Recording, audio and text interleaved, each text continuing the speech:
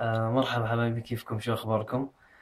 عن جد أنا حاب أشكركم على وقفتكم ودعمكم إلي على الأغنية الجديدة. أتمنى تكونوا حبيتوها وتكون عجبتكم وتكونوا فهمتوا الفكرة اللي أنا حاب أعرضها يعني بالأغنية. وكتير كتير مبسوط، يعني عن جد شايف منكم ردة فعل كتير حلوة. ومهما أعمل مش هبين، يعني مش هعطيكم حقكم ولا أبين لكم حبي إلكم.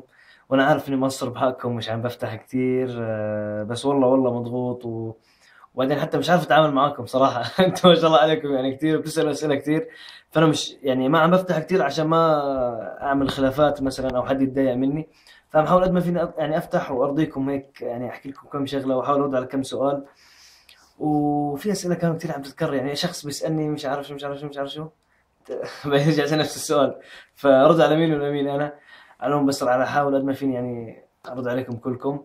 وبشكر طبعا فريق العمل اللي اشتغل معي على الأغنية، الشاعر عمر ساري، هي كلمات ولحن عمر ساري، وتوزيع خالد مصطفى. وبشكر حبيبي المنتج فهد العملة، وحبيبي عبود عبد الله البداد.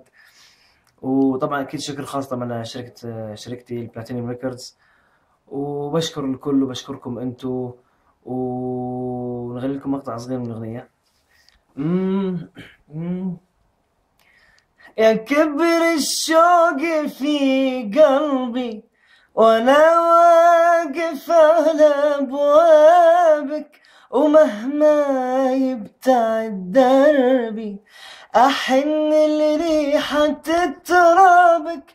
يا كبر الشوق في قلبي، وانا واقف على ابوابك، ومهما يبتعد دربي أحن لريحة ترابك، أحن لريحة ترابك.